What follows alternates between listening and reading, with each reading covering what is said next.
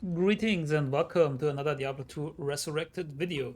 Today I want to show you the Blade Free Assassin in an endgame setup. So other than the videos that I made before with a lot of budget setups, this is something more high-end, something more late game, so that you can also know what to aim for in terms of equipment. So where to go from budget through mid to high-end gear. And I already did a video on the mid-range Blade Free Assassin wearing like the full Natalia set, which works very well and can clear players free without problems. But this build I will be featuring here is able to clear players 8 Chaos, for example, or even Bell Waves without any issues. So let's go over the talents. Martial Arts, nothing.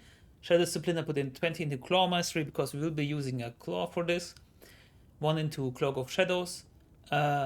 This I don't need. I don't know why I put it there. This was a mistake. So I would have 1 more point to put into Venom, which is where my rest of my points went, with 16 right here. And for traps, of course, 20 into Blade Sentinel, 20 into Blade Fury, which now has an attack rating plus 10% per level. So at level 33 we get 330% attack rating bonus, which is really nice. As you can see, we have a lot of attack rating now, and also 20 into Blade Shield. Going over the gear, I have a Plague in an Ethereal Suvaya, which has a very high damage. It rolled pretty poorly with 241 ED. It can roll up to 320% ED, and also the skills to all skills is 1 to 2, and here we have 2 to all skills, which is nice. Also, this rune word has a cleansing aura, which helps against the curses in the Chaos Sanctuary, for example, which is very nice, and Deadly Strike based on character level, also open wounds. And this base had plus 3 to Blade Fury and plus 2 to Blade Sentinel on it, so it's just very nice, but it can be anything else. This will not make or break this. The important part would be that it is ethereal, which amounts to more base damage, and Blade Fury will not use durability. But you should not use Blade Shield with that, because Blade Shield, when it triggers, it will use your durability of your weapon. So other than that, I have a Chi phase with a 40 ED, 10% magic find jewel in it. I have High Lords for the plus to all skills and Deadly Strike, of course. I have a Phoenix Shield, because the 400% ED also applies to Blade Fury, which is very nice. I have a Fortitude, also because of the plus ED. Of course, you can also use an Enigma if you want to teleport around and lose a bit of damage. I have Shadow Dancers, but we can also use Gore Riders, which would be better, I guess, now that I changed a bit of equipment, tested around a bit. I have String of Ears. I have Raven Frost, who cannot be frozen, and the attack rating dexterity is nice. I have a Dual Leech Ring, which is pretty GG here, and Laying of Hands for the increased damage to demons and fire resistance. Also for the charms, I have some Trap Skillers, and I have these max damage attack rating small charms. They have mana on it, they can also have plus life. The important thing is the max damage and attack rating, which boosts up our damage. I have an Annie and a Torch, and some plus life resistance charms. So going over the advanced stats, as you can see, we have 99% Deadly Strike with this setup, which is very, very nice. Of course, it depends on your level. We are level 92, so we have 34 Deadly Strike here and 34 Deadly Strike here, plus 15 here and 15 here. That amounts to 99. So almost every hit is a critical strike. But you don't have to go into Deadly Strike that much, since we also have Claw Mastery, which also gives 22% critical strike.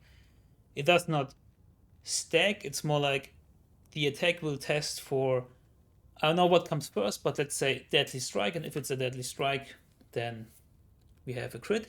But if not, then it will test again for this chance of critical strike, and I think the critical strike from Claw Mastery, now that I think about it, comes first. So if you hit a monster, it will check for 22% if it's a critical strike. If not, it rolls Deadly Strike with 99 here, which is very high. So we could go a little bit lower on that and maybe, as I said, swap for Shadow Dancers here to get a bit of dexterity. I guess they have more a little bit more damage on it, around 60 max damage. But Gore Riders also have Crushing Blow and Open Wounds, which is nice. And we have 50% Crushing Blow, 35% of Open Wounds with Gore Riders. So let's leave it at that. There are a lot of gear choices, so please let me know in the comments if you have tested around and if you have found something that works better. And I believe there are a lot of options here. I'm not going over this in this video, but I will make a video about gear choices. As you can see, you can, for example, use Shadow Dancers or Gore Riders, you can use Enigma or Fortitude, you can use High Lords or even Atmas. But again, there are a lot of choices. So the stats again, we have a Life Leech, Mana Leech. This is not a Magic Find build, so we only have 10% from our Jewel right there. What else is interesting? Basically these stats, Open Wounds, Crushing Blow and Deadly Strike are the most interesting. Then we have around 100 Strength, whatever you need to equip your gear. Put in around 150 Dexterity, just because it boosts up our damage and gives us more attack rating, and the rest into Vitality. As for the Mercenary, I just slapped on a Reaper's Toll because of the Decrepify, which also boosts our damage. And here the Guardian Angel and the Kiara's Guardian just to survive from players 8. Just gave him something. So, with that all being out of the way, we are on players 8 already. And let's go to the River Flame. Also in the offhand I have CTA and Spirit to buff myself up. And as you can see, with Venom active, we have 3,400 to 4,300 damage. And the Might Aura from the Mercenary still needs to kick in, as always.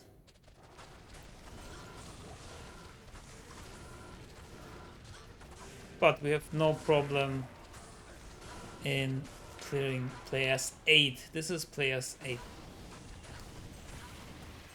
Can be a bit clunky to use, and I really like to use Blade Fury on controller because you can just hold down whatever button you assigned it to. For me it's the RT, so the shoulder button, and I just need to hold it down, like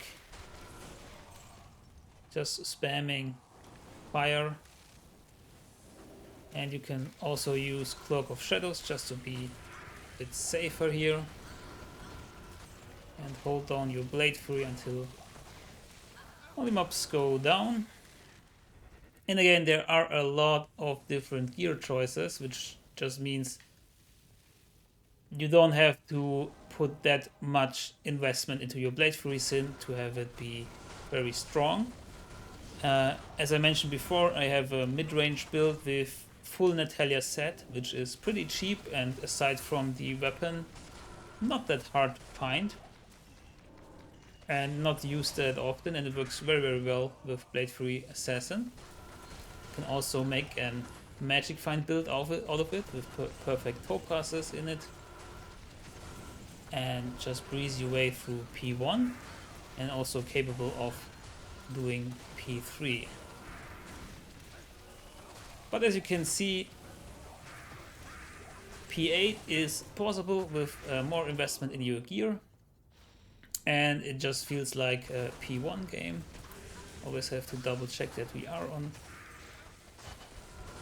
P8, but we are. And the Decrepify helps us also to break physical immunes. Sometimes our low resist from Plague will proc. Again, there are a lot of different gear choices. You can also use the Flesh Ripper, which is a very strong choice.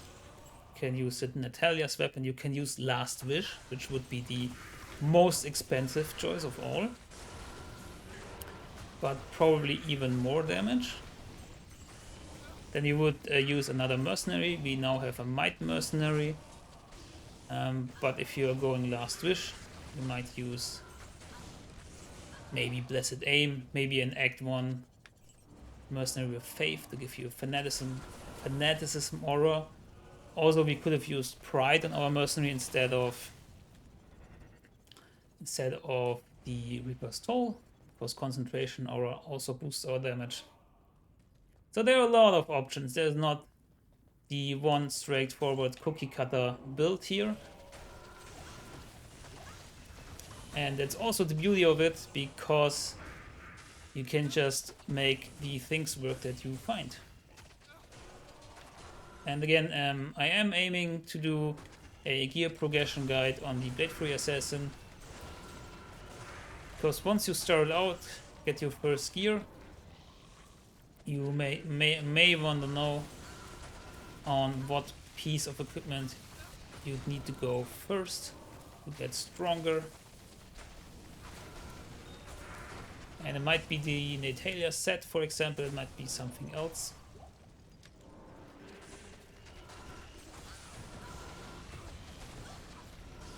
Meanwhile, we are just breezing through here, using Cloak of Shadows.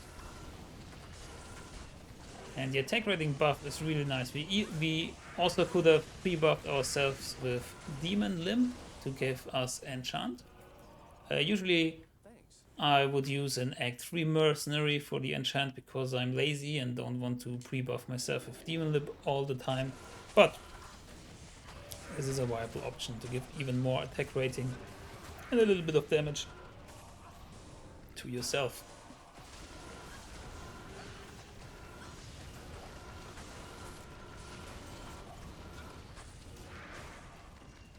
So the Infector would be, I guess, the hardest in terms of raw health pool. So we'll see in a second how it goes.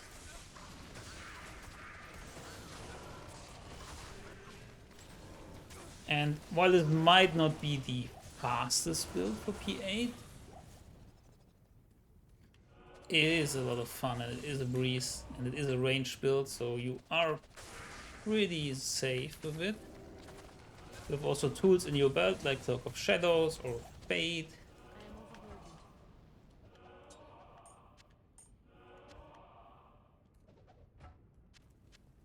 You can also spec into the Shadow Master if you like to have a tank. There are a few options.